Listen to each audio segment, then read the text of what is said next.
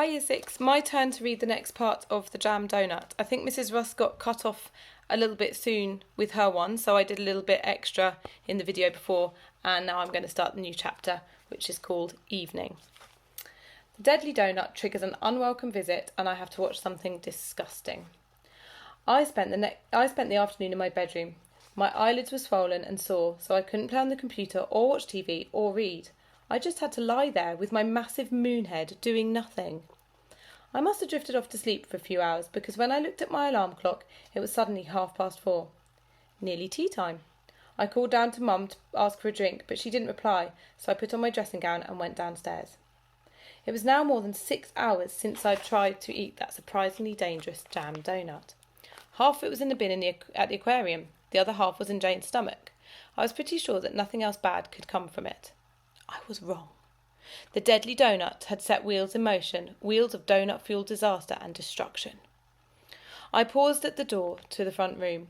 There was laughter coming from inside. Dad wouldn't be home yet. Maybe Mum was on the phone to Auntie Kath. I shrugged, opened the door, and instantly wished I hadn't. If my eyes hadn't been two tiny slits, I reckon they would have popped out of my head. "Hello, Sleepy," said Mum. "Glad you finally woke up for your visitor."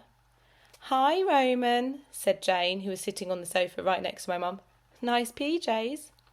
Quick as I could, I pulled my dressing gown closed. I was wearing my Postman Pat pyjamas, which are at least 5 years old, maybe more. They finish about halfway up my arms, legs and belly, and they're stained here and there with splodges of old crusty breakfast. They're totally comfortable, but probably not what you choose to wear in front of your girlfriend. "What are you doing here?" I asked. At least my voice had returned to normal, even if my head felt like an overinflated space hopper. "That's not very polite," said Mum, standing up. "Jane came round to see if you're okay. I tried to wake you, but you were sleeping like a dead sloth." I guess Mum was a little bit right. It wasn't very polite of me, but still. Jane had let me get into trouble and ignored me on the bus. "I also came round to say sorry," said Jane quickly. "I panicked a bit when Mrs. McDonald asked about the donut. I've never been in trouble before. And when you got on the bus, I didn't want you to see me with that stuff in my hair. I've had a wash now, though." She smiled at me. She was wearing a dolphin t-shirt. I guessed she'd bought it from the gift shop at the aquarium while I was with the paramedic. I felt bad. Her other top must have been soaked. And she was my girlfriend, after all. "Well, I'm sorry too. I shouldn't have ducked." "We're quits then," she said, making her nose go all wrinkly like a walnut whip. "How's your face?" "Bit better," I said. "It only hurts when I breathe." Jane laughed. "Your mum's just showing me pictures of when you were a baby." Oh, come on, I thought. Not in front of my girlfriend. I should probably explain a few things about my mum here. She's pretty much the most embarrassing person of all time. I'm an only child, so she takes photos of everything I do, literally. You name it, and there's a photo of me doing it. Brushing my teeth, eating soup, putting on my socks, combing my hair. Then she shows them to anyone who's in the house for more than about 3 seconds. Jane pointed to the photo album that was open on the sofa. "I particularly like this one of you in the bath." I dived forward and flicked the album shut. "That's enough of that." "He's so grouchy when he wakes up," said Mum. "Humpty Grumpty, we call him." I took a deep breath.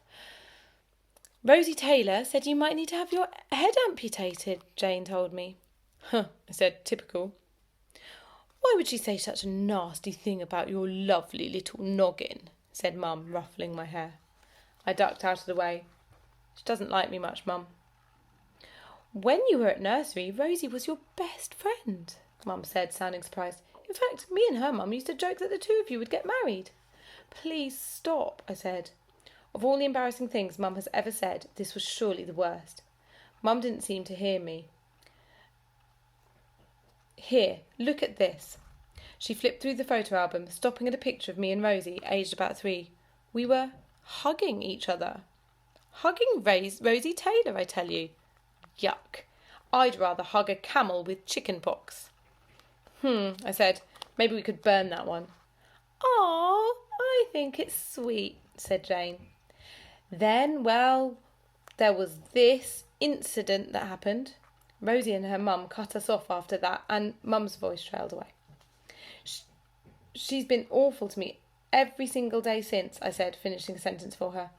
I'd no idea what the incident was, but it was probably absolutely nothing. Rosie has never needed much of an excuse to be horrible to me. Anyway, said Mum to Jane, lovely to finally see Roman have a friend over. Can I get you anything from the kitchen? I'll have a I began, but Mum interrupted me. Sorry, Dumpling, I was just talking to Jane. You're not allowed food, remember? My stomach rumbled. I'd hoped that she wouldn't find out about that rule, but Mrs. MacDonald had told her at the aquarium. Well, said Jane, licking her lips, since Roman mentioned it, I wouldn't mind a donut, please. I gulped. A complete pig. Mum came back in with some plates and a cardboard box of doughnuts. Ooh, this looks nice, said Jane, reading from the box. Squidgy Splodge Doughnuts. By appointment to the royal family, it says here. Very posh. Roman only likes the best doughnuts. I have to get these out of the special cabinet in the cake aisle. He has a screaming fit if I buy the own brand ones, trilled Mum. Don't you, my little prince? Screaming fit? My little prince? Could this day get any worse? And don't ask me about what he did when I bought a lemon-flavoured one by mistake, said Mum, as Jane examined the box and licked her lips. I ground my teeth together. Doughnuts are like people. There are lots of different types. Some are amazing. Some are just okay. Some are disgusting. Lemon-flavoured doughnuts are definitely disgusting. Only a complete idiot would like them. Imagine biting into a doughnut, expecting delicious raspberry jam and getting a mouthful of sour lemon curd instead. Yuck. The raspberry jam's the best bit. Liking the lemon ones is the same as saying, I love watching football, but only when there's no ball, and no players, and no pitch. Hey, look, said Mum, pointing at the box. There's a competition. You can win a year's supply of doughnuts. All you have to do is text that number and... You know what, said Jane suddenly. I wonder what the doughnuts taste like. Shall we just, Her voice tailed off and she nodded towards the box. I tried to raise an eyebrow, but my face was still too sore and swollen. Oh, of course, said Mum. Where are my manners? I'll pop one on a plate and... Oh, you can put all of them on a plate if you like, said Jane, laughing a little bit too hard. Well, I like a girl with a good appetite, said Mum, smiling. She looked surprised, though, as she opened the box. Oh, there's only one left. How did that happen? I scratched the back of my head and tried to look innocent. No idea. Maybe a cat got in or something. Oh, well, said Mum. Now they are quite big. Should I cut it in half? Jane ran her hand through her hair. I think I could manage a whole one, please. A whole one, I thought. What am I going to eat tomorrow? Blood rushed to my face, making it tingle. Mum cleared her throat. Well, I thought I might save a bit for when Roman's allowed. Roman won't mind, smiled Jane. Will he, Roman? Well, I will kind of mind. A bit, I said. Manners, Roman. Of course you won't, said Mum, placing the lone doughnut onto a plate. It was horrible to watch, like she was giving away one of my legs.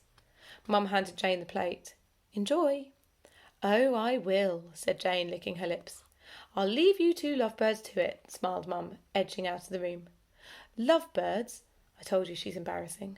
I felt like diving out of the window. After about 5 seconds, I finally plucked up the courage to look at Jane. Amazingly, she didn't seem to have noticed what Mum had said. She was holding up the plate in her hands, turning it round and studying the doughnut as if it was a precious jewel. She sniffed it and held her breath for a good 5 seconds. Exquisite. Are you really going to eat the whole thing? I asked, but I might as well have been speaking to a turnip. Jane was completely hypnotised by the doughnut. I'd never seen her like this before. It was like she'd been waiting her whole life for this moment. Her tongue flicked out like a snake's. Come to Mama, she whispered, lifting the doughnut up to her mouth. You know at the beginning when I explained how to eat a doughnut? Simple, wasn't it? You'd think most people would be able to follow those instructions without any hassle. Well, not Jane. Maybe it was because she'd not had many opportunities to eat one before. Or maybe she'd always had to eat them in private, so she'd never learned the correct way to do it. The reason is not important.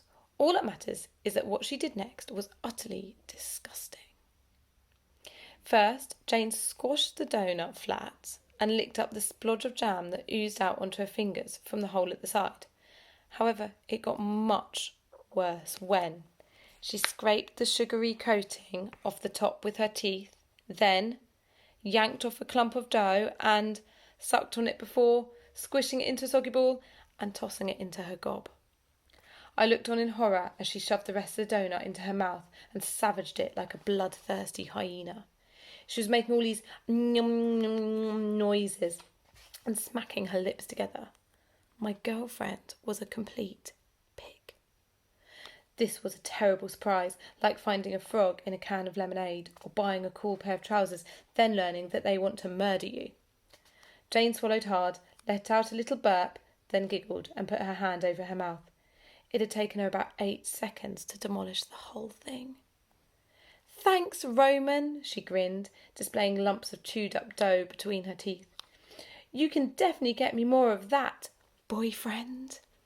For the second time that day, Jane leaned in and pecked me on the cheek. I got goosebumps up my arms, but not in a good way. They were more like the kind of goosebumps you might get when a rat runs over your foot. I wiped my face. "Right, gotta go," she said. "Mum and Dad think I'm at Rosie's house." She'd lied to her parents? That wasn't like Jane, was it? The donut had turned her into a pig and a liar. "Anyone would think you only came over for a donut," I said, trying my best to sound jokey. "Of course not," Jane laughed. "Don't be silly. As if. What a thing to say." There was a bit of a pause. Are you sure there aren't any more?" "No," I said. This was not true. There's always an emergency donut in a plastic box in a cupboard. I'm not meant to know about it. Mum keeps the emergency donut for her and Dad in case I eat them all. There was no way Jane was going to guzzle that as well. She looked disappointed. "Oh well, next time perhaps." With a grin and a wink, she was out of the door.